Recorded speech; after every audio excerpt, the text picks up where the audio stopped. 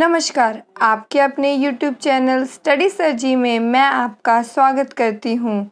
आज हम एनसीईआरटी की क्लास 8 की हिंदी बुक भारत की खोज के चैप्टर 2 तलाश के थर्ड पार्ट को पढ़ेंगे। इससे पहले हम पार्ट 2 पढ़ चुके हैं, जिसका लिंक यहाँ डिस्क्रिप्शन बॉक्स में आपको दे दिया गया है। पाठ को शुरू करने से पहले आप सभी से रिक्वेस्ट है कि अगर आपने अभी तक हमारे चैनल को सब्सक्राइब नहीं किया है तो हमारे चैनल को सब्सक्राइब करें और बेल आइकन को दबाएं ताकि आगे आने वाली वीडियोस का नोटिफिकेशन आप तक पहुंचता रहे। भारत माता।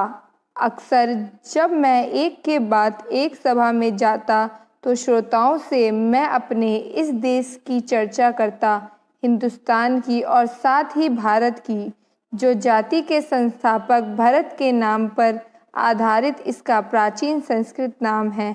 मैंने शहरों में ऐसा कम किया क्योंकि वहाँ के श्रोता अपेक्षाकृत आधुनिक थे और वे अधिक दमदार भाषण की अपेक्षा करते थे, पर सीमित नज़रिए वाले किसानों को मैंने इस महान देश की बाबत बताया जिसकी मुक्ति के लिए हम संघर्ष कर रहे हैं, कि कैसे इसका हर हिस्सा दूसरे से भिन्न होते हुए भी भारत है।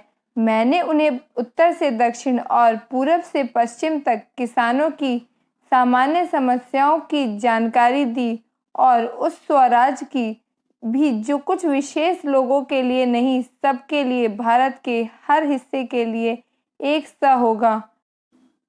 मैंने उन्हें सुदूर उत्तर पश्चिम में खैबर पास से कन्याकुमारी या कैप कोमरिन तक अपनी यात्रा के बारे में बताया। मैंने बताया कि कैसे हर जगह मुझसे किसानों ने एक जैसे सवाल पूछे क्योंकि उनकी समस्याएं समान थी। गरीबी, कर्ज, निहित स्वार्थ, जमींदार, महाजन, भारी लगान और कर, पुलिस के अत्याचार, और ये सब उस ढांचे में लिपटे हुए थे जिसे हमारे ऊपर विदेशी हुकूमत ने आरोपित किया था। साथ ही यह भी कि राहत भी सबके लिए आनी चाहिए। मैंने इस बात की कोशिश की कि वे भारत को अखंड मानकर उसके बारे में सोचे, साथ ही थोड़ा बहुत उस विराट विश्व के बारे में भी सोचे जिसके हम एक हिस्से हैं। यह काम बहुत आसान नहीं था, पर उतना मुश्किल भी नहीं था जैसा मैंने सोचा था। हमारे प्राचीन महाकाव्यों, पुरागाथाओं और दंत कथाओं की उन्हें पूरी जानकारी थी। इस साहित्य ने अपने देश की अवधारणा से उन्हें परिचित करा दिया था। इन लोगों में से हमेशा कुछ ऐसे भी लोग होते ही थे जिन्होंने भारत के चारों कोनों में स्थित धार्मिक स्थलों की यात्रा की थी। कभी कभी जैसे ही मैं किसी सभा में पहुंचता था, मेरे स्वागत में अनेक कंठों का स्वर गूंज उठता था, भारत माता की जय। मैं उनसे अचानक प्रश्न कर लेता कि इस पुकार से उनका क्या आशय है। मेरा प्रश्न उन्हें मनोरंजक लगता और चकित करता। उनकी ठीक ठीक समझ में नहीं आता कि वे मुझे क्या जवाब दें, और तब वे एक दूसरे की ओर और फिर मेरी ओर ताकने लगते। मैं बार बार सवाल करता जाता। आखिर एक हट्टा कट्टा जाट, जिसका ना जाने कितनी पीढ़ियों से मिट्टी से अटूट नाता है, जवाब में कहता कि यह भारत माता हमारी धरती है, भारत की प्यारी मिट्टी है। मैं फिर सवाल करता, कौन सी मिट्टी? उनके अपने गांव के टुकड़े की, या जिले और राज्य के तमाम टुकड़ों की, या फिर पूरे भारत की मिट्टी? प्रश्नोत्तर का यह सिलसिला तब तक चलता रहा जब तक वे प्रश्न करते रहते और आखिर में कहते कि भारत वह सब कुछ तो है ही जो उन्होंने सोच रखा है, उसके अलावा भी बहुत कुछ है।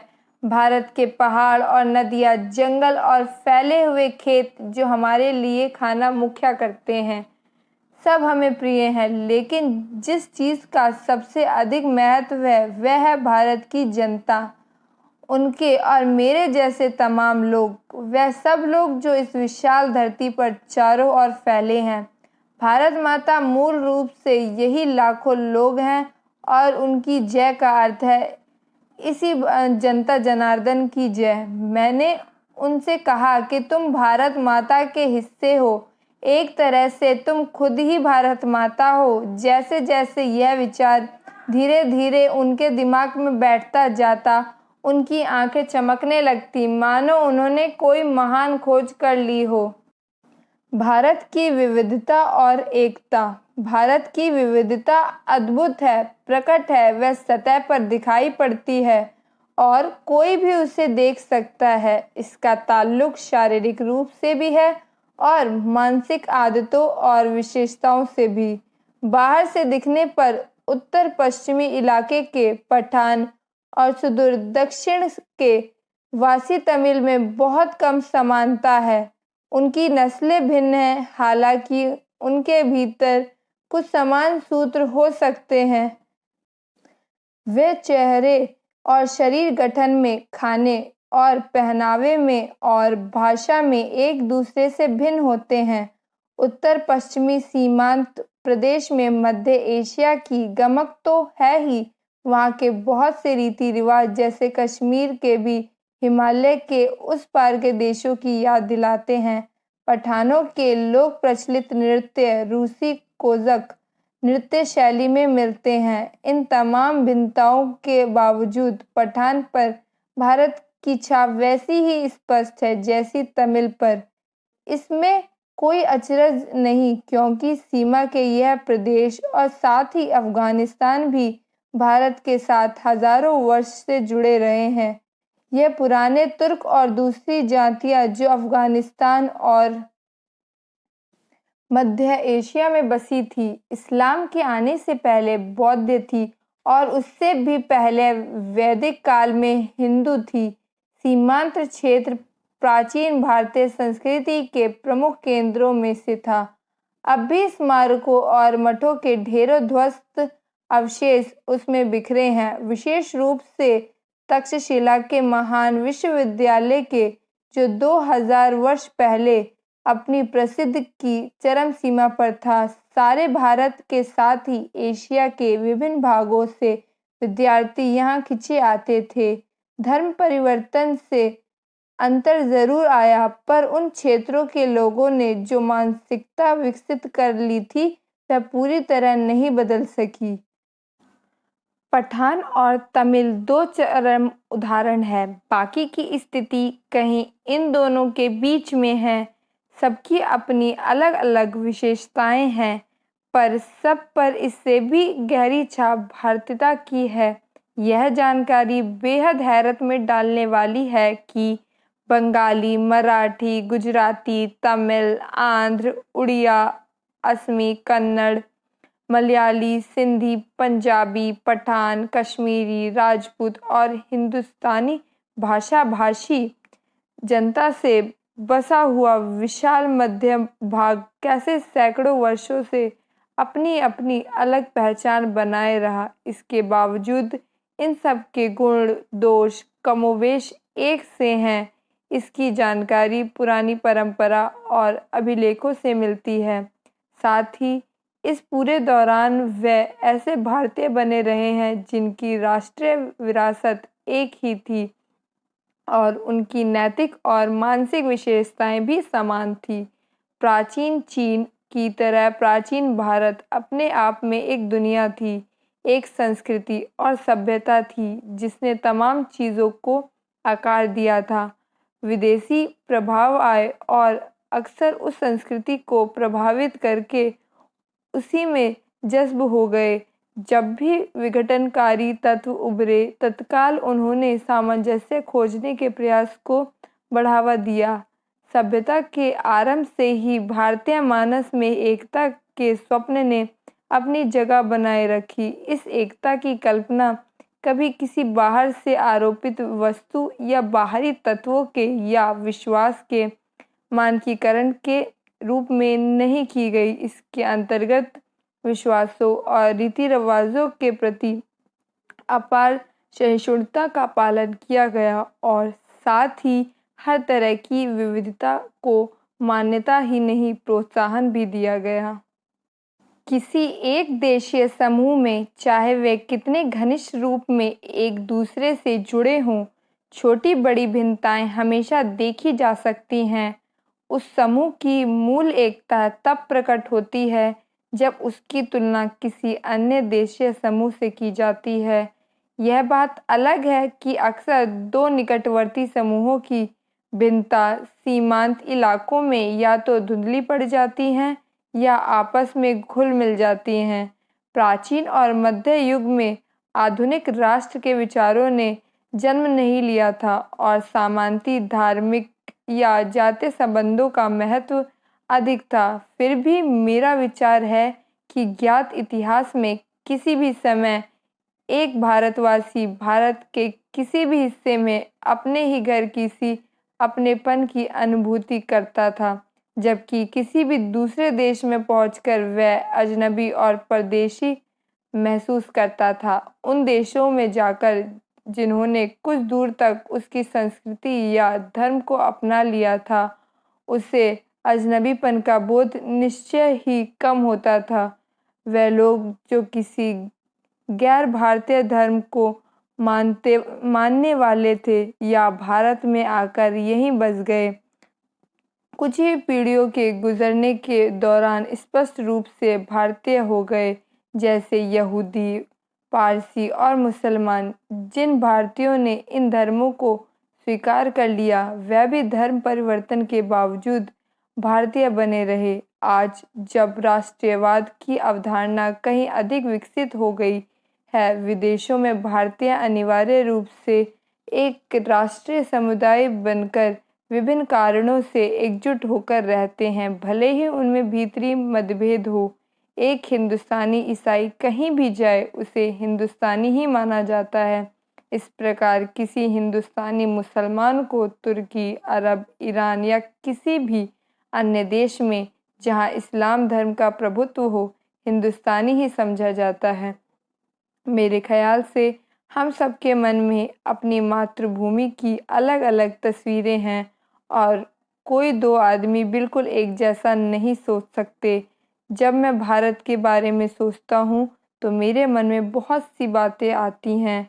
मैं सोचता हूँ दूर दूर तक फैले मैदानों और उन पर बसे अनगिनत छोटे छोटे गांवों के बारे में, उन कस्बों और शहरों के बारे में जिनकी मैंने यात्रा की।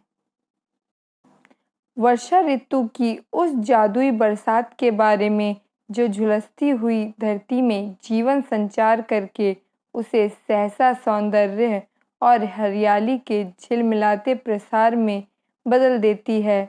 विशाल नदियों और उनके बहते जल के बारे में, ठंड की चादर से लिपटे खैबर पास के बारे में, भारत की दक्षिणी सिरे के बारे में, लोगों के बारे में, व्यक्ति और समूह दोनों रूपों में, और सबसे ज़्यादा बर्फ की टोपी पहने हिमालय के या वसंत ऋतु में कश्मीर की किसी पहाड़ी घाटी के बारे में जो नवजात फूलों से लदी होती है और जिसके बीच से कलकल कलकल करता झरना बहता है।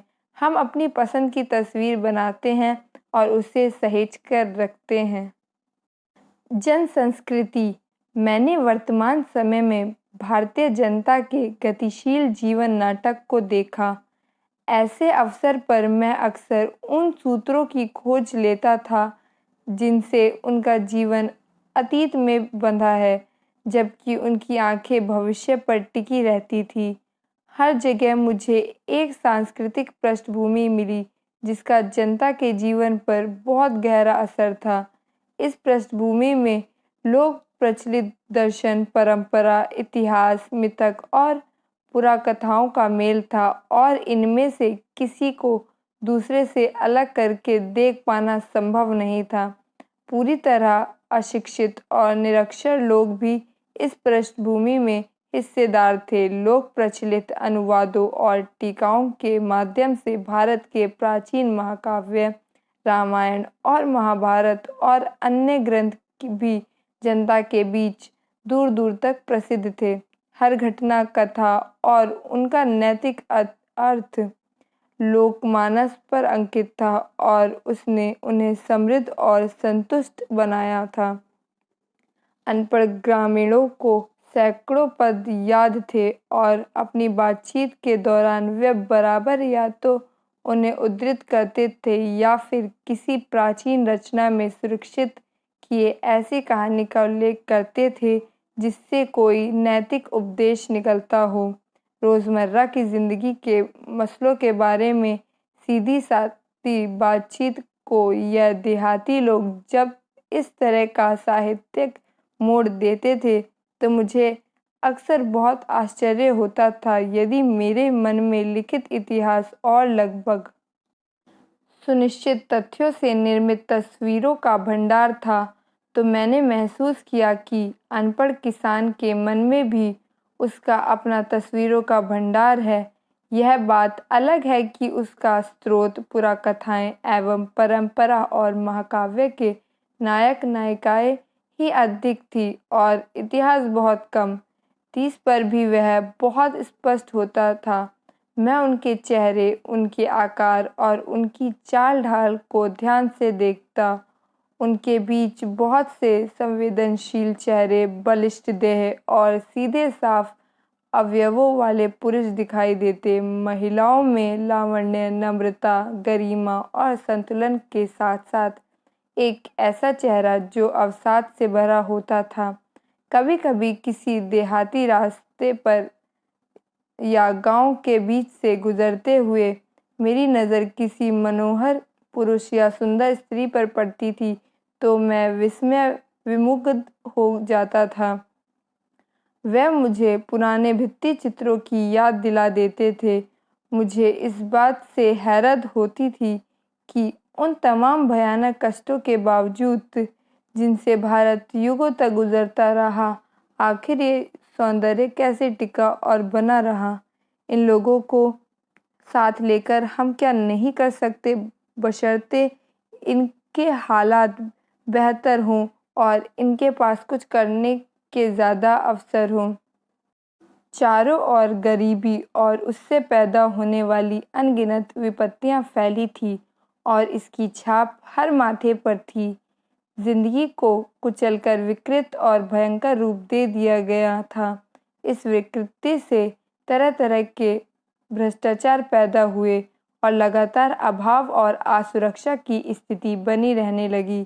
यह सब देखने में सुखद नहीं था पर भारत की असलियत यही थी। स्थितियों को समर्पित भाव से स्वीकार करने की प्रवृत्ति प्रबल थी पर साथ ही एक प्रकार की नम्रता और भलमनसाहत थी जो हजारों वर्ष की सांस्कृतिक विरासत की देन थी जिसे बड़े से बड़ा दुर्भाग्य भी नहीं मिटा पाया था। बच्चों, पाठ तलाश यहीं ख़त्म होता है। आई होप आपको ये वीडियो पसंद आई होगी। अगली वीडियोस में हम चैप्टर 3 सिंधु घाटी की सभ्यता को पढ़ेंगे। Thanks for watching. अगर आपको ये वीडियो पसंद आई हो तो वीडियो को लाइक करें, शेयर करें और हमारे चैनल को सब्सक्राइब करें। Thank you.